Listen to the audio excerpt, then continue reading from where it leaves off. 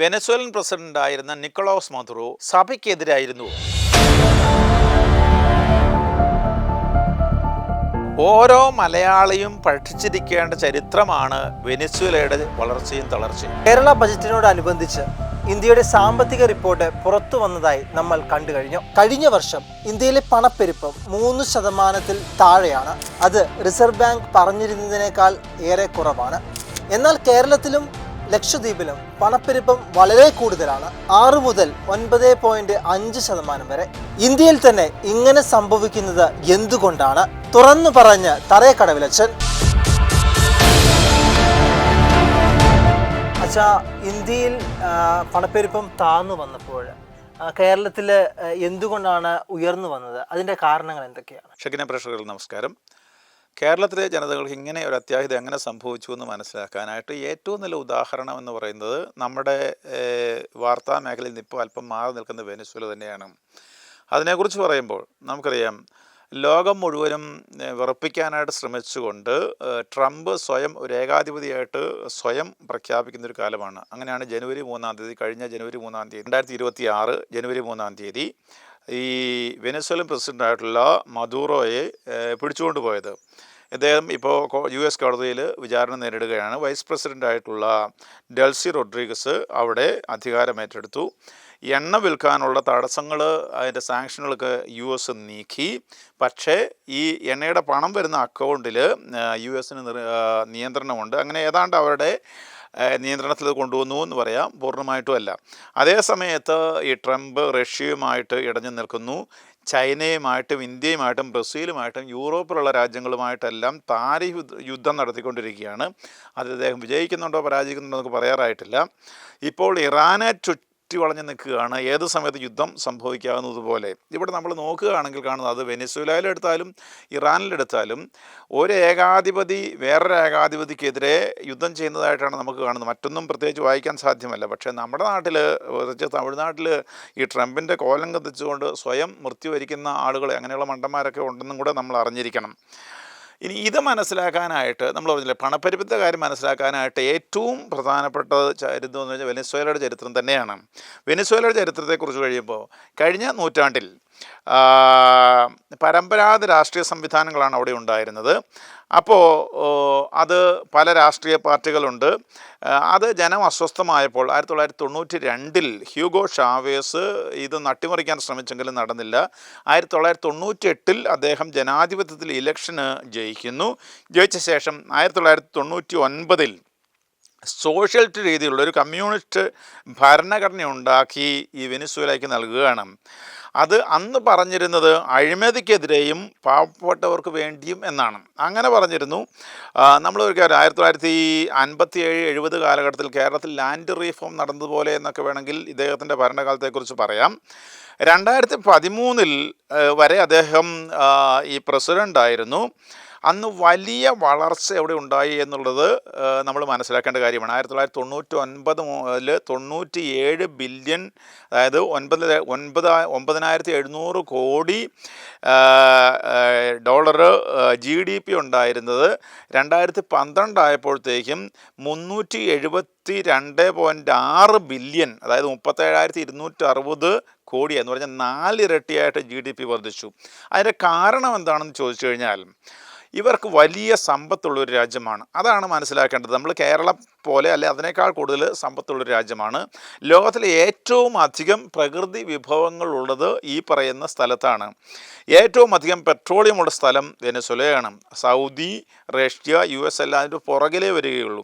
രണ്ടാമത്, അതുകൊണ്ട് തന്നെ ഈ ദേശീയമായിട്ട് ഈ പെട്രോളിന് ഡീസലിന് വലിയ പൈസ അവിടെ ആകുന്നില്ല എന്നുള്ളത് കാര്യം. രാജ്യത്തിൻ്റെ ഏറ്റവും വലിയ സമ്പത്ത് പെട്രോളിയമായിരുന്നു. ഒരിക്കൽ 90% അതിൻ്റെ വരവ് ഈ പെട്രോളിയം കയറ്റുമതിയായിരുന്നു. ഏറ്റവും കട്ടി കൂടിയ പെട്രോളിയമാണ് അവിടെ ഉള്ളത്. നമുക്ക് ഒരുവിധമൊക്കെ അറിയാവുന്നതാണ്. രണ്ടാമത്, പെട്രോളിയം കഴിഞ്ഞാൽ ലാറ്റിൻ അമേരിക്കയിലെ ഏറ്റവും കൂടുതൽ പ്രകൃതിവാതകമുള്ള രാജ്യമാണ് വെനസ്വേല എന്ന് പറയുന്നത്, ലാറ്റിൻ അമേരിക്കയിൽ. 3, വളരെയധികം സ്വർണ്ണമുള്ളൊരു രാജ്യമാണ് അവിടെ. ഇഷ്ടംപോലെ അവർക്ക് റിസർവ് ഉണ്ട്.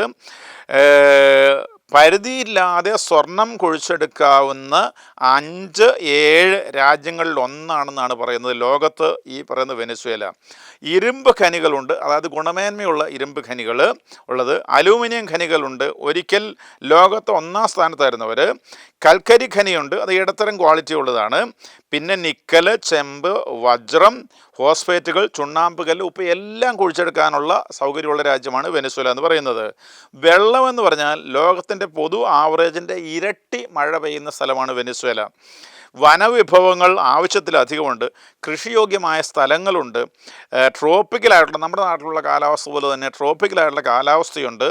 കൊക്കോ, കാപ്പി ഇങ്ങനെയുള്ള വിളകളൊക്കെ അവിടെ വളരും. ഇഷ്ടം പോലെ മേച്ചിൽ സ്ഥലങ്ങൾ. ഇങ്ങനെ സുന്ദരമായിട്ടുള്ള ഒരു രാജ്യമാണ് വെനസ്വേല ഇപ്പോൾ ഈ കഷ്ടപ്പെടുന്നത്. അച്ഛൻ ഇത്രയും പറഞ്ഞു വന്നപ്പോൾ വെനസ്വേലയെ കുറിച്ച് നമുക്ക് മനസ്സിലാക്കാൻ സാധിക്കുന്നത് അതിസമ്പന്നമായ ഒരു രാജ്യമെന്നാണ്. അവിടെ കൃഷിക്കുള്ള പോസിബിലിറ്റിനെ കുറിച്ചൊന്ന് പങ്കുവയ്ക്കാമോ? ഞാൻ നേരത്തെ സൂചിപ്പിച്ചതുപോലെ അത് ട്രോപ്പിക്കൽ കാലാവസ്ഥയുള്ള സ്ഥലമാണ്. ഈ ഈർപ്പമുള്ള കാലാവസ്ഥ, ആവശ്യത്തിന് മഴ കിട്ടും, വളക്കൂറുള്ള മണ്ണാണ്, അതായത് വോൾക്കാനിക്കായിട്ടുള്ള മണ്ണാണ്, ആവശ്യത്തിന് പുഴകളുണ്ട്, ഉപയോഗപ്പെടുത്തിയാൽ കൃഷി വിഭവങ്ങൾ കയറ്റുമതിക്ക് സാധ്യമാണ്. അരി, ചോളം, സോയാബീൻ, കന്നുകാലി വളർത്തൽ എല്ലാം അവിടെ സാധ്യമാണ്. കാപ്പി, ഉരുളക്കിഴങ്ങ്, പച്ചക്കറികൾ, പഴങ്ങൾ എല്ലാം, കൊക്കോ, കരിമ്പ്, അപ്പോൾ വനങ്ങൾ, എല്ലാ സാധനമുണ്ട്. പക്ഷേ ഉൽപ്പാദനം അവിടെ ഇല്ലാതായി ഈ കാലങ്ങൾ കൊണ്ട് എന്നതാണ് വാസ്തവം. അതിൻ്റെ അടിസ്ഥാന കാരണം എന്താണെന്ന് ചോദിച്ചാൽ ദേശസാൽക്കരണമാണ്.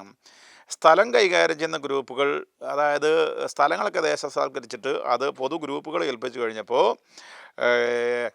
അവർക്ക് അറിവില്ലാത്തവരിത് കൈകാര്യം ചെയ്തു തുടങ്ങി. പിന്നെ സാധനങ്ങളുടെ വില നിയന്ത്രിച്ചു.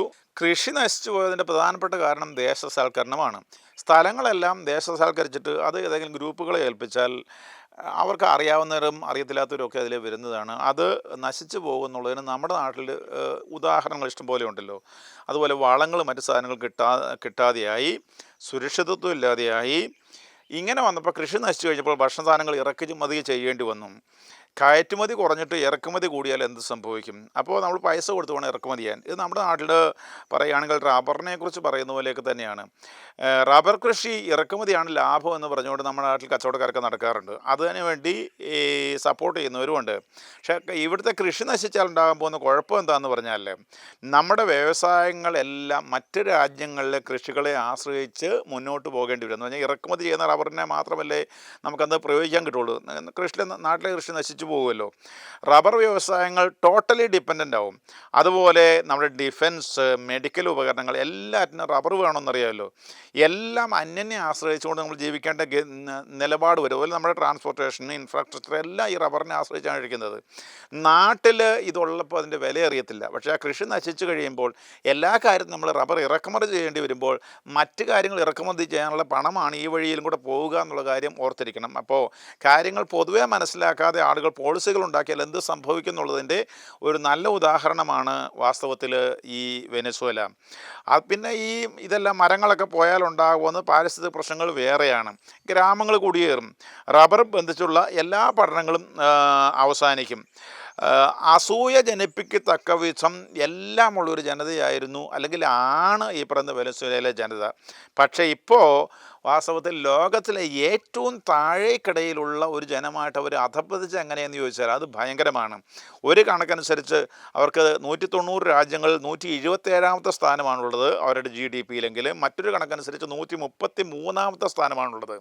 അതാണ് ഇത്രയും സമ്പദ് വ്യവസ്ഥയുള്ള, ഇത്രയും സംവിധാനങ്ങളുള്ള ഒരു രാജ്യത്തിനെ സംബന്ധിച്ച അത്യാഹിതം എന്ന് പറയുന്നത്. അച്ഛാ, ഈ രാജ്യം എത്ര വലുതാണ്? അവിടുത്തെ ജനസംഖ്യയെക്കുറിച്ചൊന്ന് പങ്കുവയ്ക്കാവോ? ഇത് നമ്മൾ മനസ്സിലാക്കുമ്പോൾ വാസ്തവത്തിൽ ഈ രാജ്യത്തെക്കുറിച്ചും ജനസംഖ്യയെക്കുറിച്ചും അറിയുക എന്നുള്ളത് അത്യാവശ്യമാണ്.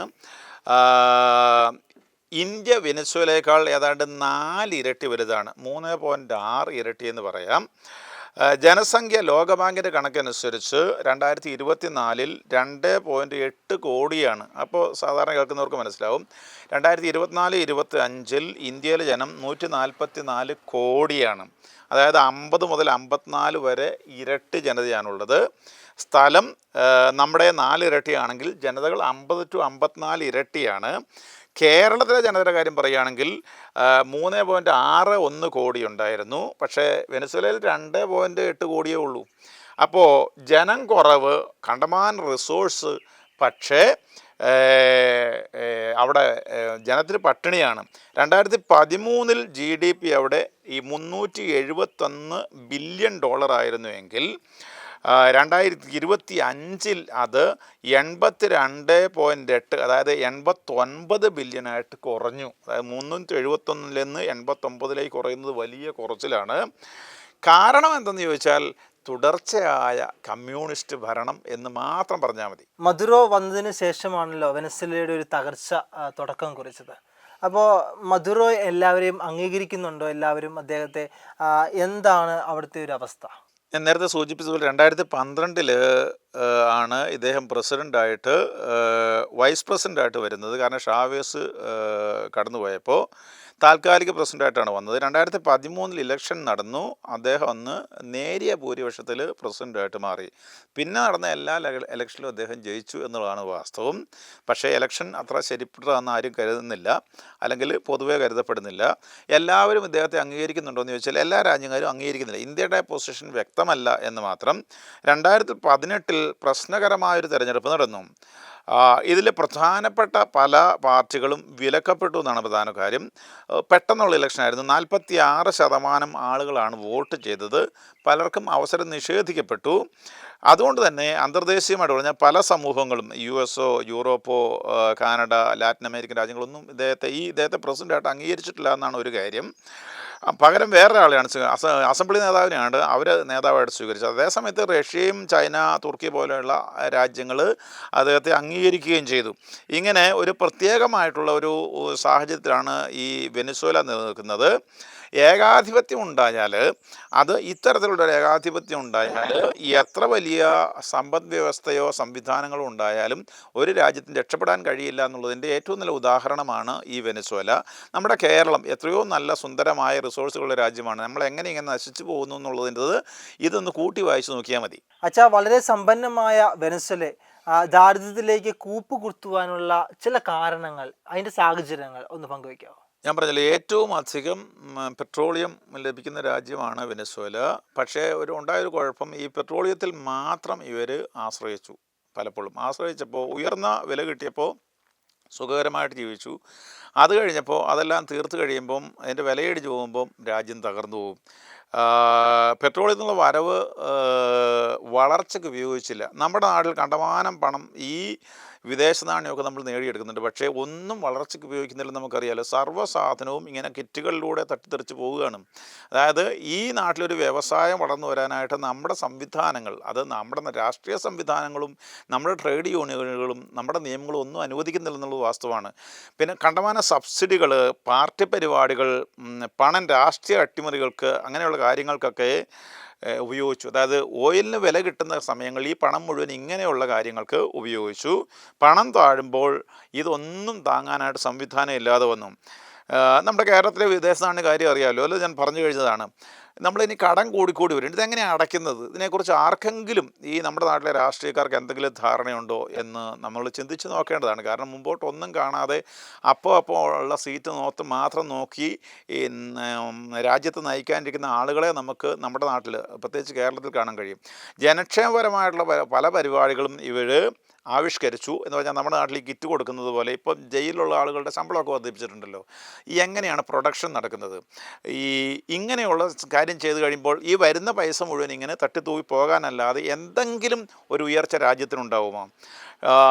ഹ്യൂഗോ ഷാവേസും നിക്കോളാസ് മദൂറോയും ഭക്ഷണത്തിൻ്റെയും അവശ്യ സാധനങ്ങളുടെയും വില ഫിക്സ് ചെയ്തു. ഇങ്ങനെ ചെയ്യുമ്പോൾ ഉണ്ടായ കുഴപ്പം എന്താണെന്ന് പറഞ്ഞാൽ, അതുപോലെ വിനിമയ നിരക്ക് ഫിക്സ് ചെയ്തു, സബ്സിഡിയുടെ എണ്ണം കൂട്ടി.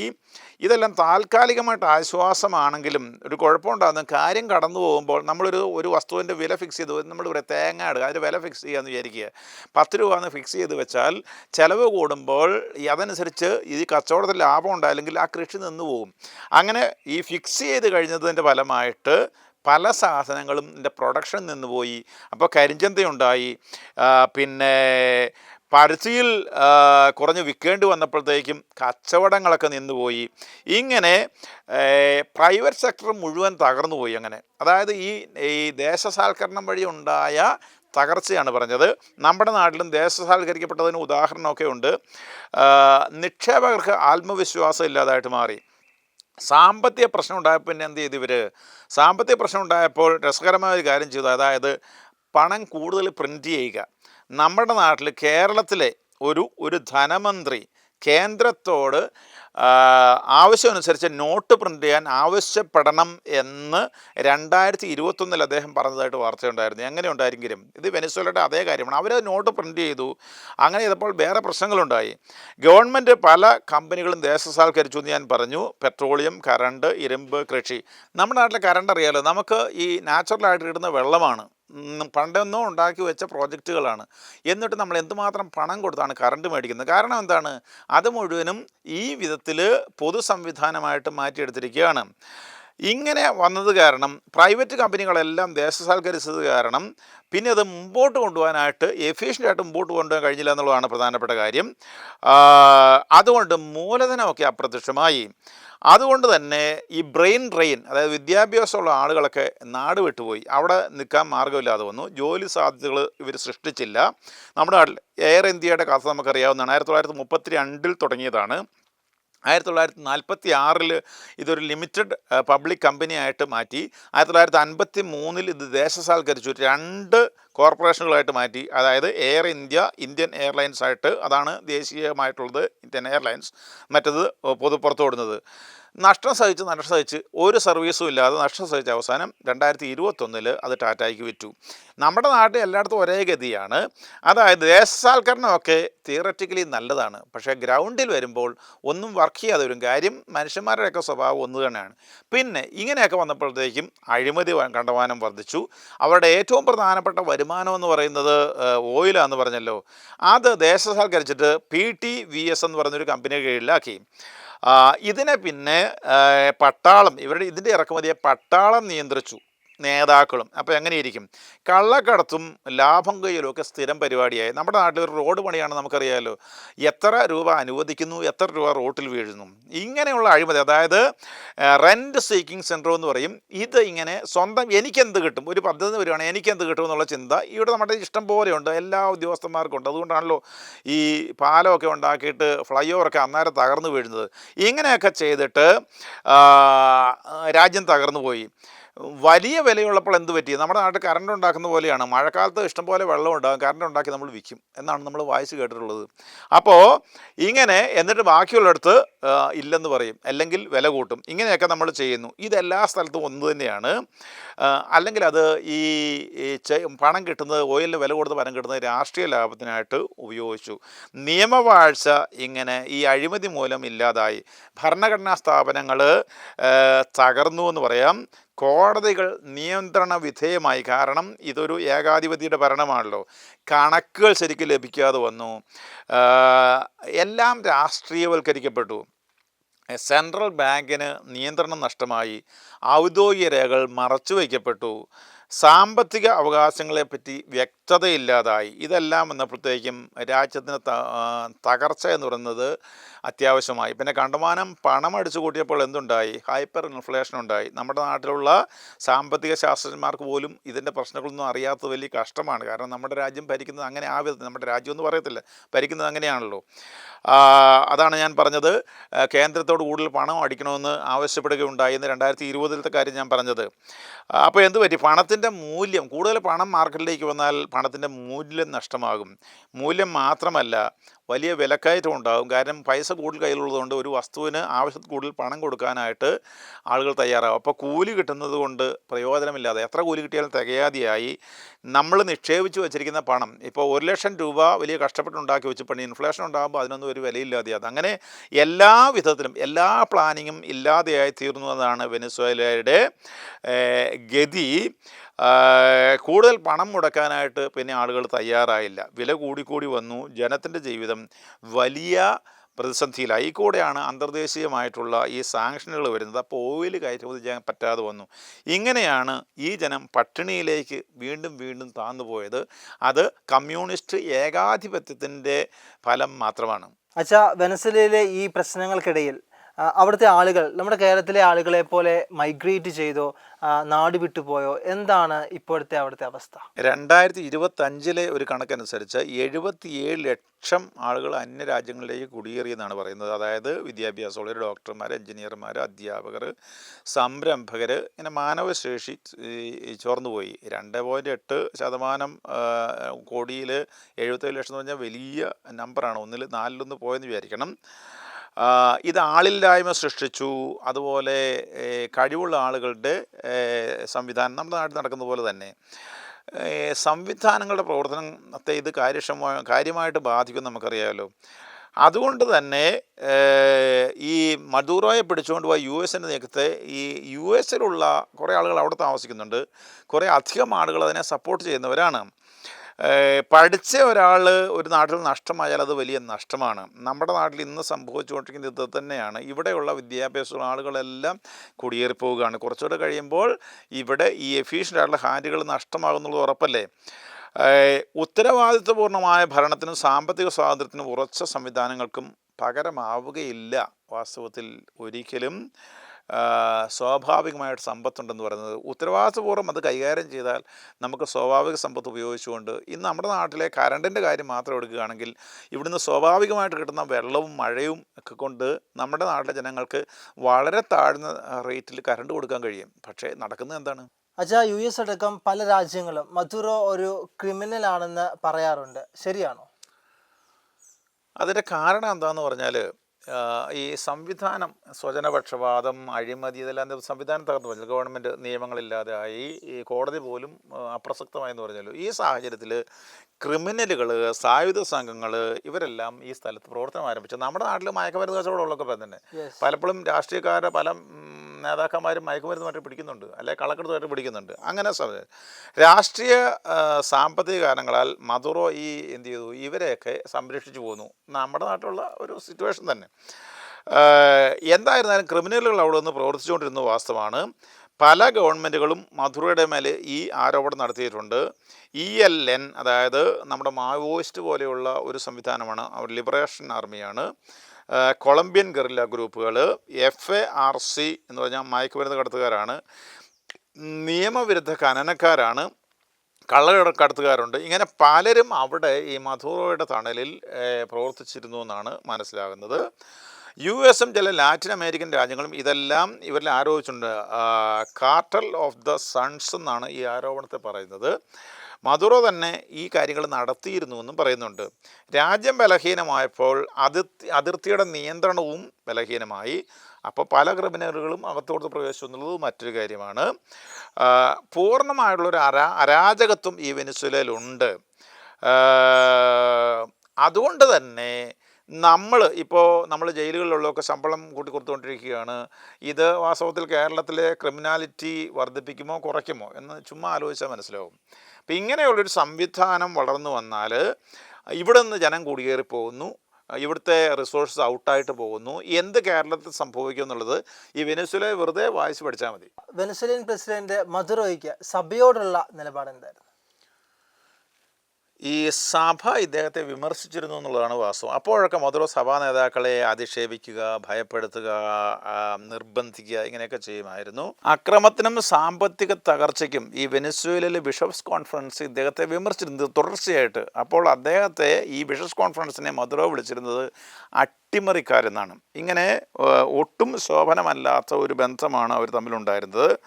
സഭാസ്ഥാപനങ്ങൾ തുടർച്ചയായിട്ട് റെയ്ഡ് ചെയ്യുകയും അവരെ ഭയപ്പെടുത്തുകയും ചെയ്തിരുന്നു. ചാരിറ്റി പ്രവർത്തനങ്ങൾ മേൽ കടുത്ത നിയന്ത്രണം നടത്തിയിരുന്നു. സഭ, സ്കൂള്, കോളേജ് എന്നിവിടങ്ങളിൽ വലിയ നിയന്ത്രണം, നിർബന്ധം. കാരണം ഈ വെനിസ്വേലയിൽ അദ്ദേഹത്തെ വിമർശിക്കുന്ന ഏക സംവിധാനം ഈ സഭയായിരുന്നു.